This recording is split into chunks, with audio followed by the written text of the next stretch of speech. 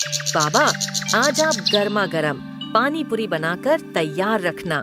आज मेरे साथ सानिया भी आएगी आपके हाथ की गर्मा गर्म पानी पूरी खाने। हाँ लाडो, आज तुम दोनों सहेलियां कॉलेज से लौटते वक्त मेरे ठेले पर आना। मैं तुम दोनों को गर्मा गर्म पानी पूरी खिलाऊंगा। सीमा खुशी खुशी अपने कॉलेज चली गई। कॉलेज में जब उसने सानिया को ये बात बताई तो वह भी बड़ी खुश हुई। हाय राजू काका की गर्मा गर्म पानी पूरी तो मुझे भी बड़ी पसंद है। गर्मा गर्म पानी पूरी तो मैं भी खाऊंगी। वो तो मुझे भी बड़ी पसंद है। मैं भी चलूंगी खाने। ठीक है, फिर तुम दोनों चलना। शाम को सीमा अपनी दोनों सहेलियों के साथ अपने बाबा के ठेले पर आ जाती है। राजू बीच बाजार में गर्मा गर्म पानी पूरी बनाकर बेचता था। इस तरह की पानी पूरी पूरे शहर में कोई नहीं बेचता था, इसलिए कुछ अलग नाम सुनकर उसके ठेले पर सभी गर्मा गर्म पानी पूरी खाने आते। धीरे धीरे सीमा भी अपने बाबा से गर्मा गर्म पानी पूरी बनाना सीख गई। ऐसे ही समय बीत जाता है। कॉलेज की पढ़ाई खत्म करने के बाद दोनों अमीर सहेलियां पढ़ाई करने के लिए ऑस्ट्रेलिया चली जाती हैं। उधर सीमा के बाबा की तबीयत ठीक नहीं रहती, जिस कारण अब वही अपने बाबा का काम संभालने लगती है। वो सारा दिन अपना ठेला यहाँ से वहां लेकर पानी पूरी बेचती। ऐसे ही कुछ साल और बीत जाते हैं और अब निकिता और सानिया की शादी दो सगे भाइयों से हो जाती है। उनके पति भी अमीर घर से ही थे और वे दोनों उनका खूब ख्याल रखते। इधर सीमा को अपनी दोनों सहेलियों की याद तो आती, लेकिन उसके पास उन दोनों का फोन नंबर भी नहीं था कि वह उनसे संपर्क कर सके। कुछ समय बाद सीमा भी अपने बाबा के इलाज के लिए दिल्ली आ जाती है। अब वह उसी झोपड़ी में रहकर अपने दोनों माँ बाबा का ख्याल रखती और साथ ही गर्मा गर्म पानी पूरी का ठेला लगाती। इधर निकिता और सानिया के पतियों का ट्रांसफर भी दिल्ली हो जाता है। फिर एक रोज सानिया, चलो आज मैं तुमको यहाँ की पानी पूरी खिलाने चलता हूँ। तुम सबको तो पता ही है दिल्ली खाने पीने के लिए कितनी मशहूर है। हाँ, फिर तो सभी चलते हैं, बड़ा मजा आएगा। वो सभी लालू राम वाले की पानी पूरी खाने मार्केट चले जाते हैं, जिसकी पानी पूरी खाकर निकिता कहती है, मुझे तो यहाँ की पानी पूरी बिल्कुल भी पसंद नहीं आई। इसमें स्वाद ही नहीं है। हमें नहीं खानी ये पानी पूरी।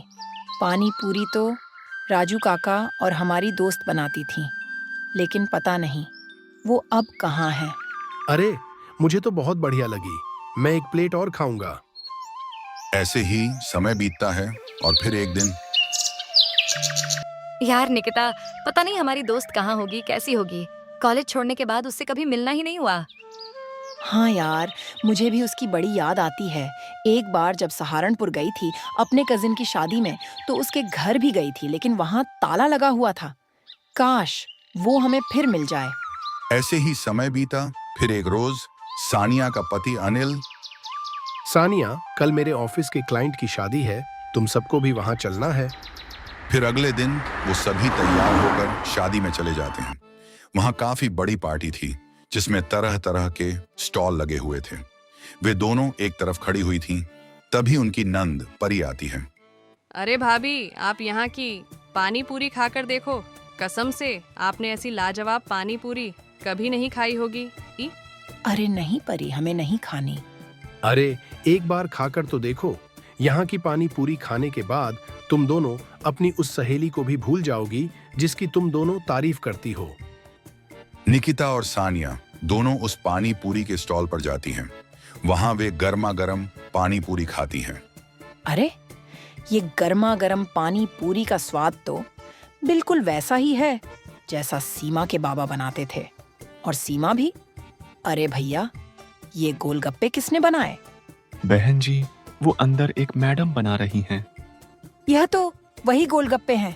जल्दी चलो सानिया।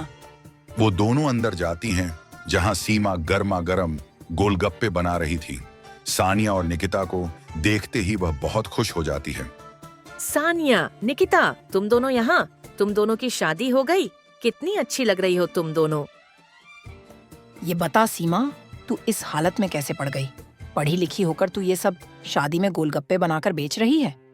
क्या बताऊं दोस्त, इस गरीब की जिंदगी में ऊपर वाले ने न जाने कितने दुख लिख दिए हैं।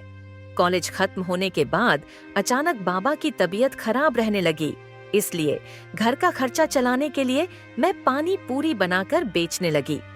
फिर बाबा के इलाज के लिए मैं उन्हें दिल्ली ले आई, लेकिन एक दिन अचानक ही उनकी मौत हो गई। खुद को संभालिए, अब वो कभी नहीं लौटेंगे। खुद को संभालकर सीमा ने अपने पिता का अंतिम संस्कार किया, लेकिन पिता के जाने के बाद उसकी माँ भी सदमे में चली गई और फिर उन्होंने भी बिस्तर पकड़ लिया। फिर एक रोज सीमा ने दिन रात पैसे जमा किए थे। उसके पास जो भी थोड़ी बहुत जमा पूंजी थी वो सब माँ के इलाज में खत्म हो गई। साथ ही कुछ पैसा वह कर्ज पर उठाती है, पर वो भी खत्म हो जाता है और इन सब के बाद भी वह अपनी माँ को नहीं बचा पाती। तू भी मुझे छोड़कर चली गई माँ, अब मैं अनाथ हो गई। मैं किसके भरोसे रहूंगी अब मैं थकी हारी जब काम से आऊंगी तो कौन मेरे सिर पर प्यार से हाथ फेरेगा माँ। इस दिन के बाद मैं अकेली दिल्ली की सड़कों पर पानी पूरी बनाकर बेचने लगी और अपना पेट पालने लगी।